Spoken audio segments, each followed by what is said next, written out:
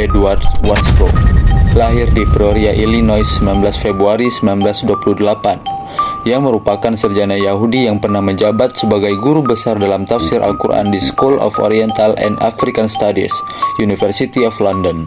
Juga salah satu sarjana barat yang mengklaim pengaruh Yahudi terhadap Al-Quran dalam karya ilmiahnya yang berjudul Quranic Studies, Search Method of Scriptural Interpretation pada tahun 1977.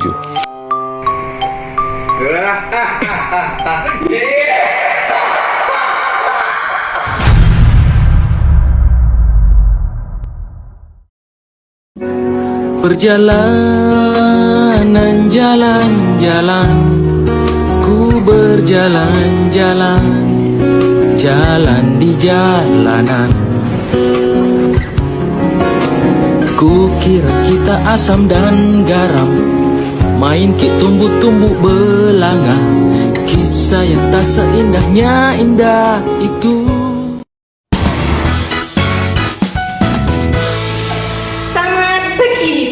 Bagi masyarakat, bertemu lagi dengan kami berdua dalam Indo Malay TV dengan saya Juminten dan Hafsa. Kali ini kita kedatangan dua tetamu orientalis yang bernama John Wansbrough and Angelica Newry. Baiklah masyarakat, seperti yang kita ketahui, dewasa ini para pengkaji itu mendalami tentang Islam. Dan pengkaji tersebut tidak hanya mendalami tentang Islam sendiri, tetapi merujuk kepada kajian Al-Quran dengan berbagai teori dan juga metodologinya. Nah, kali ini kita kedatangan tamu spesial, yakni Mr. John And Mrs. Angelica. Kita berburu banyak bacotan.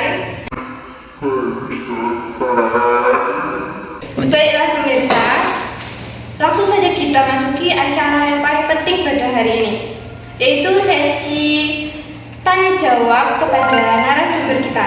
Yang pertama itu yang ingin saya tanyakan adalah Pak John. Pak John, menurut Anda, bagaimana posisi Islam sebagai agama dan bagaimana pendapat Anda tentang kelahiran Islam itu sendiri? Oke, baiklah. Menurut saya, Islam itu adalah agama yang populer dan cukup banyak penganutnya. Akan tetapi, agama Islam ini adalah sebuah mutasi dari agama Yahudi dan Nasrani yang berkembang. Oke, pertanyaan yang kedua. Menurut saudara John, tentang Muhammad yang menjadi nabi terakhir, itu bagaimana menurut saudara John? Silakan. Memang benar, yang selama ini saya kaji pada Al-Quran. Memang Al-Quran itu sendiri menyebutkan bahwa Nabi Muhammad itu adalah Nabi dan utusan yang terakhir. Baik John, saya sudah membaca karya ilmiah Anda yang diterbitkan oleh Oxford University pada tahun 1977 yang berjudul Quranic Studies, Search and Method of Scriptural Interpretation. Nah, di situ Anda menjelaskan bahwasanya Al-Quran itu kesejarahannya itu mengada-ngada.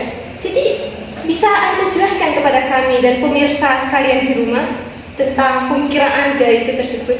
Terima kasih. Silakan. Memang benar, seperti yang saudari Juminten katakan, bahwa saya melakukan riset terhadap manuskrip Islam awal-awal perkembangannya. Setelah saya kaji lagi, kenabian Muhammad merupakan imitasi dari kenabian Nabi Musa demi kebutuhan masyarakat Arab pada masa itu. Jadi menurut saya, historisitas Al-Quran itu adalah merupakan sesuatu yang mengada-ngada. Kenapa? Al-Quran itu bukan sumber sejarah yang otoritatif dan tak cukup menjadi bukti dalam mengungkap sumber dan asal-usul geonologisnya sendiri. Wait.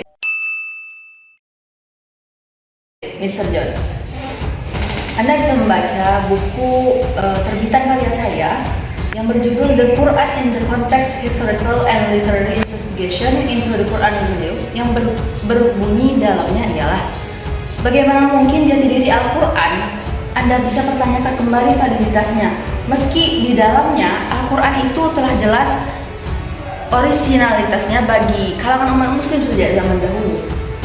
Jadi, Mrs. Angelica, kenapa Anda berpikiran bahwa Bapak John ini pemikirannya itu sudah sedikit salah? Kenapa Anda membantah bahwasanya sejarah Al-Quran itu tidak boleh diganggu-gugat lagi? Tolong berikan pendapat Anda, Mrs. Angelica. Ya, benar sekali, presenter, bahwa saya tidak menyetujui pendapat dari Mr. John. Ada faktor-faktor yang mempengaruhi saya itu tidak menyetujui pendapat dari Mr. John sendiri. Yang pertama ialah karena Mr. John ini telah menggunakan pendekatan skeptisme yang telah radikal. Dikarenakan pendekatan skeptisme yang radikal tersebut, maka akan dikhawatirkan akan terjadi pertentangan atau konflik antara penafsir masa klasik dahulu dengan penafsir masa kajian barat sekarang. Faktor yang kedua yang menyebabkan saya tidak setuju dengan pendapat Mr. John ialah Mr. John seolah-olah meniadakan eksistensi dari Al-Quran. Eksistensi dari Al-Quran yang telah baik dari segi latar belakangnya Al-Quran maupun dari tempat turunnya Al-Quran sendiri. Oke, Mrs. Angelica. Jadi, yang dapat kita simpulkan semua nih ya pemirsa, walaupun narasumber kita ini seorang orientalis, tetapi mereka memiliki pemikiran yang berbeza. Seperti Mr. John ini yang seorang orientalis tapi menggunakan skeptisme radikal. Pertama, beliau berpendapat bahwa Islam ini ialah agama yang imitasi dari cerita Yahudi dan Nasrani di Arab. Yang kedua, beliau juga berpendapat bahwa kenabian Muhammad itu merupakan imitasi dari kisah Nabi Musa. Yang terakhir, beliau berpendapat bahwa Al-Quran itu mengada-ngada dan bukan sumber sejarah yang otoritatif. Astagfirullah, Hafsah. Ya dong, agama kita diinjak-injak. Ya sabar dong. Astagfirullah pemirsa, jangan. Baiklah pemirsa, mungkin hanya ini acara kita pada hari ini. Baiklah pemirsa, Sampai di sini bincang-bincang kita bersama narasumber kita, yakni Bapak John dan juga Ibu Angelica. Sampai berjumpa di acara Indo Malay TV selanjutnya. Bye.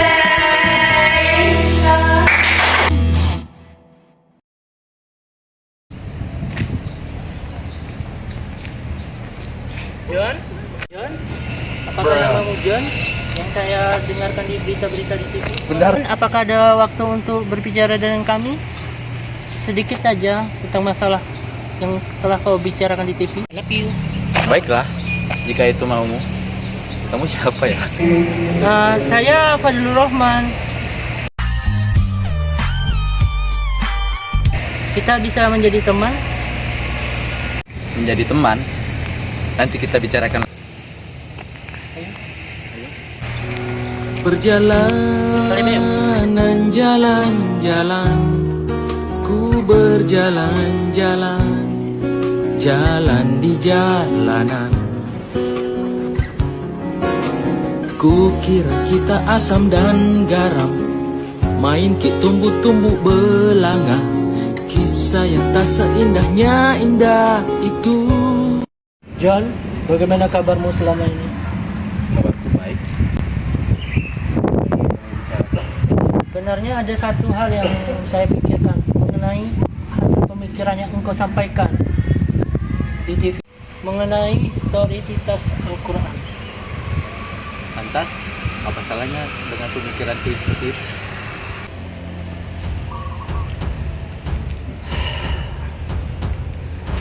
Anda mengatakan bahwa Al-Quran itu sejarah yang mengada-ngada dan bukan sumber yang otoritatif yang merujuk pada kisah Yahudi dan Nasrani. Sedangkan dalam Islam kami diharuskan untuk mengimani Al-Quran karena tiada keraguan di dalamnya. Lantas, kenapa Anda membahas pendapat saya, sedangkan itu adalah hasil pemikiran saya sendiri? bukan itu. Akan tetapi pola pikir Anda. Jadi sebenarnya Al-Quran adalah bukti nyata, bukti Allah atas bukti kehidupan. Dan Al-Quran menjelaskan unsur-unsur kehidupan dunia dan akhirat. Maka siapa yang menyalahkan Al-Quran, maka menyalahkan arti kehidupan. Saya akan bertanya kembali kepada Anda. Anda telah membaca isi Al-Quran? Apakah Anda menemukan perbedaan dalam pemaknaan Al-Quran dari semua kitab Al-Quran yang Anda jumpai? Selama ini saya belum menemukan perbedaan dalam pemaknaan. Itu adalah bukti bahwa Al-Quran itu terjaga dari perubahan selama berabad-abad. Saya akan bertanya lagi kepada Anda. Apakah dalam kitab yang Anda percaya, yaitu kitab Injil, dalam pemaknaannya sama dari beberapa kitab yang pastor pegang dari berabad-abad? Memang benar yang Anda katakan mengenai itu. Tapi yang di sini yang saya bahas itu adalah mengenai sejarah Quran, yang dimana memang di dalamnya memang ada tentang kisah Yahudi dan Nasrani. Lantas kenapa Anda menyangkalnya? Emang itu, bahwasanya sebagai bukti Al-Quran itu menjelaskan kisah-kisah Nasrani dan Yahudi.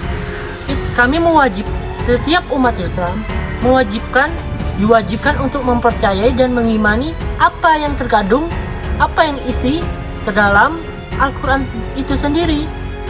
Letak kesalahan Anda dalam pemahaman yang Anda utarakan kepada mereka adalah kesalahan dalam memahami makna Al-Quran itu sendiri.